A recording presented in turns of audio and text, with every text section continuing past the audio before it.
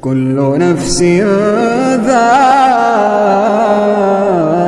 الموت ثم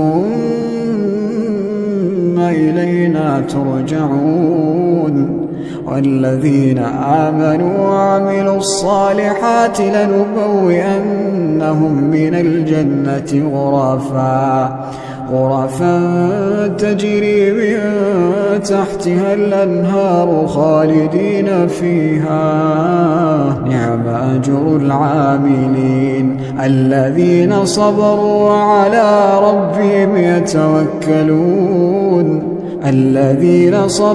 وعلى ربهم يتوكلون وكأين من دابة لا تحمل رزقها الله يرزقها وإياكم